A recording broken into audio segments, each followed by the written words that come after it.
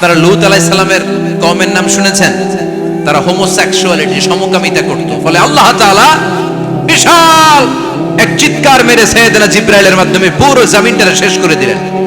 ফাজআলনা আলিয়াহা সাফিলাহা ওয়া আমতারনা আলাইহিম হিজারাতাম মিন সিজিল।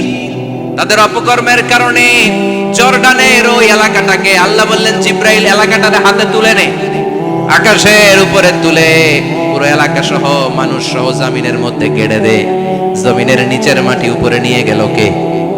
উপরের মাটি নিচে নিয়ে গেল কে? পুরো জায়গাটা এখন ডেড সি হয়ে গেছে। কি সি? ডেড সি নাম শুনেন নাই বোধহয়? আজকে শুনে রাখেন, এটারে বলে মৃত সাগর। এটা গজবের জায়গা, ওখানে মানুষও ডুবে না। লবণের ডেনসিটি, সল্টের ডেনসিটি এত হাই, এই পানির মধ্যে এত গজব, এর মধ্যে কোনো মাছ জন্মায় না, চিংড়ি জন্মায় না, কাঁকড়া জন্মায় না, ব্যাঙ হয় না, শ্যাওলা হয় না, কিচ্ছু বাঁচে না। এটা গজবের জায়গা, চিল্লায় বলেন ঠিক কিনা? যে আল্লাহ জর্ডানের এলাকাটারে ধ্বংস করে দিল, ওই আল্লাহ আজও আছে না নাই? এই জন্য নিজ দিয়ে তিনি যেমনি আযাব দিতে পারেন, ভূমিকম্প দিতে পারেন, জলোচ্ছ্বাস দিতে পারেন, উপর থেকে তিনি শিলাবৃষ্টি দিতে পারেন কি পারেন না? মাইথের দিয়ে কখনো শিলাবৃষ্টি হয়েছিল? হ্যাঁ, ফসল ক্ষেত শেষ করে দেয় না? ছাগল টাগল মরে যায়। ছাগল যদি ইয়েতে থাকে ক্ষেতের মধ্যে, বড় শিলা মাথায় পড়লে শেষ, মানুষও শেষ, টিনের চালও শেষ। কথা কন। এরপরে আল্লাহ যদি উল্কা বৃষ্টি পাঠায়, উল্কা যদি পড়ে, কই যাবেন? কোথায় যাবেন আপনি? উল্কা চিনেন? মহাশূন্যে বিশাল পাথরের খণ্ড ঘর্ষণ খেয়ে পৃথিবীর ভিতরে ঢুকে যায়। এই পৃথিবীতে সবচেয়ে বড় উল্কাপিণ্ড পড়েছে সাউথ আফ্রিকা। সাউথ আফ্রিকার একটা সিটি আছে, হোবা সিটি। এই হোবা শহরে 60 মেট্রিক টন ওজনের একটা উল্কা পড়েছিল, যেখানে পড়েছে পুরো জায়গাটা বিশাল খাদ হয়ে গিয়েছে। এরকম একটা উল্কা যদি এখানে পড়ে, আজকে বাঁচার উপায় আছে?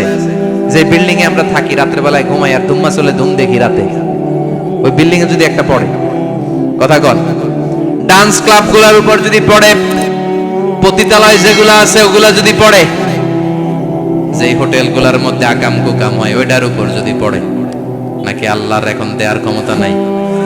কথা কন। তার মানে বেঁচে গেছো, পার পেয়ে গেছো মনে করো না, নিজ দিয়েও আযাব আছে, উপর দিয়েও আযাব আছে। চিল্লায় বলেন ঠিক কিনা? এজন্য ভয় পেতে হবে একজন সত্তাকে, তিনি কে? সব ক্ষমতার মালিক কে? এরপরে আল্লাহ বললেন, আওয়ালাম ইয়ারাউ ইলা আত-তায়রি ফাওকাহুম সাফাতিন ওয়া ইয়াকবিদনা মা ইউমসিকুহুন্না ইল্লার রাহমান ইন্নাহু বিকুল্লি শাইইন বাসীর। সুবহানাল্লাহ বলেন। আল্লাহ বলেন, তোরা নাস্তিক হস কেমন করে? মানুষ নাস্তিক হয় কেমন করে? মানুষ কি মুক্ত বিহঙ্গের দিকে নজর করে তাকায় না? আকাশে মুক্ত বিহঙ্গ নাই? বিহঙ্গ বুঝছেন তো? পাখি। পাখির কথা কোরআনে বললো কে? সুবহানাল্লাহ কইবেন না? ওয়া আরসালা আলাইহিম তায়রান আবাবিল। আবার কাবা ভাঙতে এলে পাঠাওয়া বাবিল। দাও খোদা দাও আমায় আবার উমার দারাজ দিল। দাও খোদা দাও আমায় আবার উমার দারাজ দিল। সুবহানাল্লাহ পড়েন। এই যে আল্লাহ বললেন ওয়া আরসালা আলাইহিম, তারপর তায়রান আবাবিল, তায়ের মানে পাখি, তায়ের মানে কি? আবার জান্নাতে যারা যাবে তাদেরকে পাখির ভুনাগোশত খাওয়াবে কে? জান্নাতে যাওয়ার সাথে সাথে প্রথমে আল্লাহ আপনাদেরকে মেহমানদারি করবে মাছের কলিজা দিয়ে। খাইবেন? মাছের কলিজার কথা শুনে জিহ্বে পানি আসছে না কেন? আউয়ালু তুআমিন ইয়াকুলুহু আহলুল জান্নাতি ফাজিয়াদাতু কাবিদিল হুত।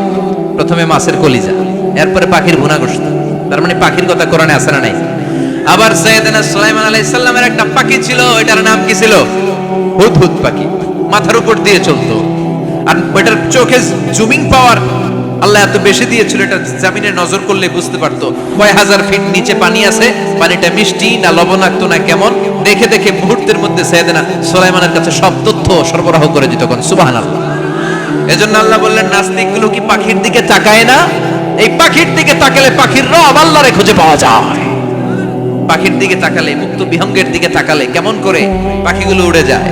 এই পাখিগুলো আকাশে ধরে রাখে কে? মা ইউমসিকুহুন্না ইল্লার রহমান। ওই রহমান ছাড়া কেউ পাখিগুলোর শূন্যে ধরে রাখতে পারে না। কত শত আয়াতে যে আল্লাহ পাখির কথা বলেছেন হিসাব নাই, কত ধরনের পাখি যে আল্লাহ বানিয়েছেন কোনো হিসাব নাই। আপনারা ঘরে জিওগ্রাফিক্যাল চ্যানেলগুলো দেখেন? হ্যাঁ, না জি বাংলা দেখেন, স্টার জলসা, কিরণমালা, কি দেখেন? জিওগ্রাফিক্যাল চ্যানেল দেখবেন। ওখানে দেখবেন একটা পাখি আল্লাহ তৈরি করেছে, পৃথিবীর সবচেয়ে ছোট পাখি, নাম হলো হামিং বার্ড। কি নাম? The smallest bird ever in the world. সবচেয়ে ছোট, এটা প্রাপ্তবয়স্কে 3 থেকে 5 ইঞ্চি লম্বা হয়। এটার পূর্ণ যৌবন এটা লম্বা কতদূর? 3 থেকে 5 ইঞ্চি। এটা প্রতি সেকেন্ডে ডানা ঝাপটাতে পারে 80 বার। কয়বার? আমাদের ডানা আছে না 2টা, আপনি আপনার ডানা 1 সেকেন্ডে কয়বার ঝাপটাতে পারবেন? হ্যাঁ, আমি ঝাপটাইলাম, কয়টা হয়েছে 1 সেকেন্ডে? হ্যাঁ, 3টা 4টা ঝাপটা দিতেই আমার সেকেন্ড শেষ। কিন্তু এই পাখিটা প্রতি সেকেন্ডে তার 2 পাখা ঝাপটায় কয়বার?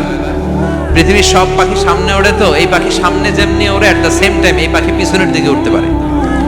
সুবহানাল্লাহ, বাড়িতে যাই বললেন।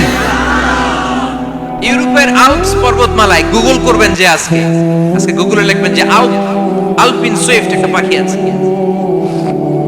এই পাখিটা একবার যখন শূন্যে উড়াল দেয়, উড়ন্ত অবস্থায় এটা আকাশে 6 মাস থাকতে পারে। আকাশের মেঘের আপ থেকে পানি খায়, শূন্যে ভেসে বেড়ানো পোকামাকড় ধরে খেয়ে বেঁচে থাকে। 6 মাস পর একবার জমিনে ল্যান্ড করে নামে কয়েকদিন থেকে আবার উড়াল মারে, আবার উড়াল মারলে আবার 6 মাস। আলপিন সুইফট। আরেকটা পাখি আছে, অদ্ভুত পাখি, নাম হোমা বার্ড।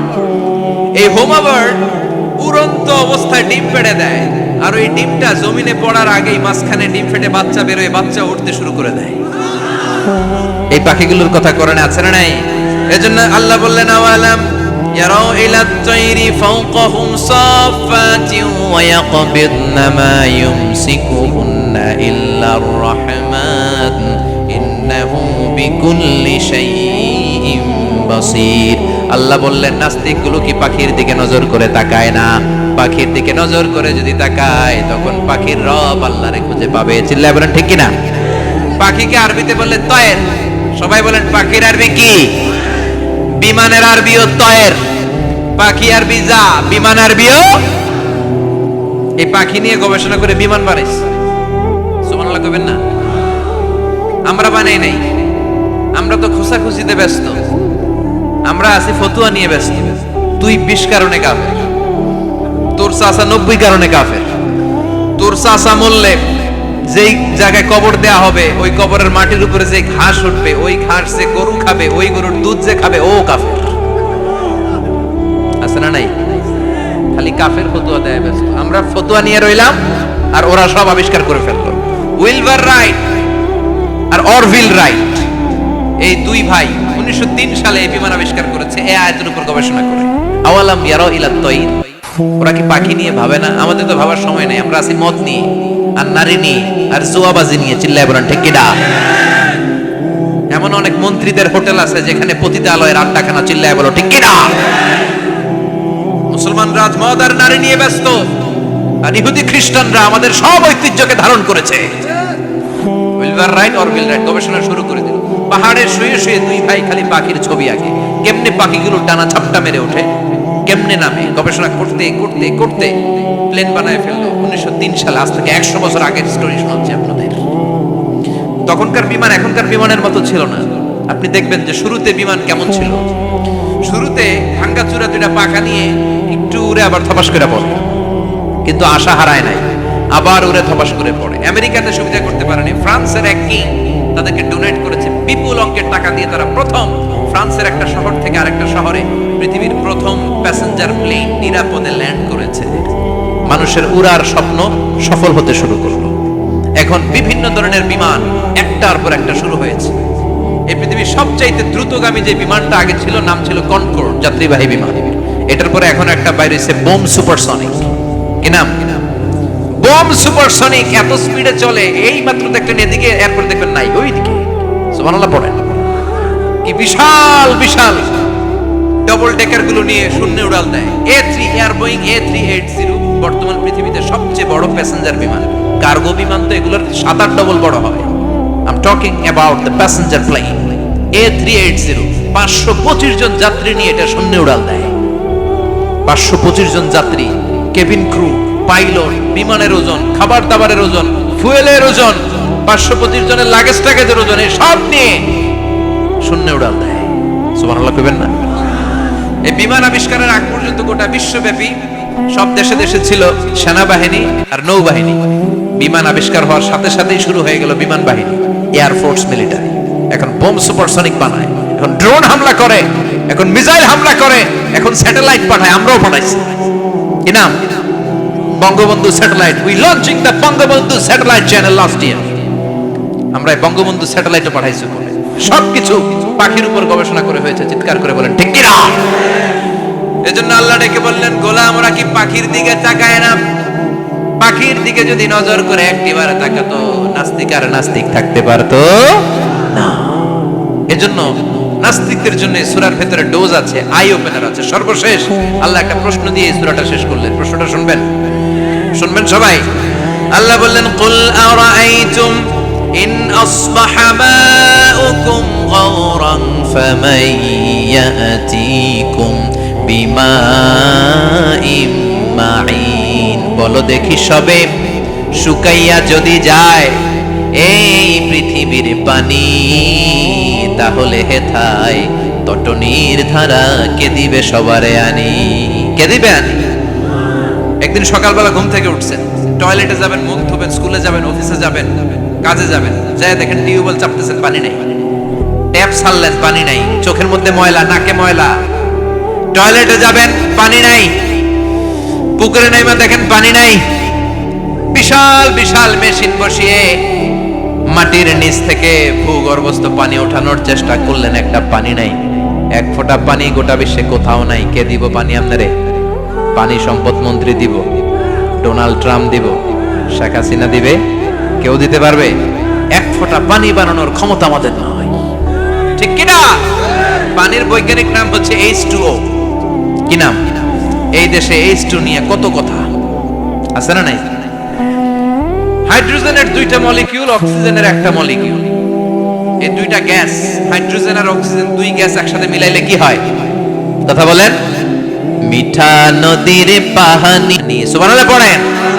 আল্লাহ বললেন, ঘুম থেকে উঠে যদি দেখো পৃথিবীর সব পানিগুলো একেবারে পৃথিবীর নিচে চলে গেছে, কোন মাধ্যম দিয়ে এক ফোঁটা পানির জোগাড় আর বন্দোবস্ত করা যায় না, কে তোদেরকে পানি এনে দিবে? কথা কন। আল্লাহ ছাড়া এক ফোঁটা পানি এনে দেওয়ার মতো ক্ষমতা কারো আছে নাকি? আবার পানি থেকে পৃথিবীর সব কিছুরে বানালো কে? ওয়াজআলনা মিনাল মাই কুল্লা শাইইন হাই আফালা ইউমিনুন। আল্লাহ বললেন, পানি থেকে গোটা বিশ্বের সব আমি বানালাম। সব জীবিত জিনিস তৈরি হয়েছে পানি থেকে। এটা কোরআনের কথা। কার কথা? আর ১৫০০ বছর পর বিজ্ঞানীরা এখন বলছে পানি থেকেই সব প্রাণ এসেছে। সুবহানাল্লাহ পড়েন। বিজ্ঞানীদের রিসার্চে এসেছে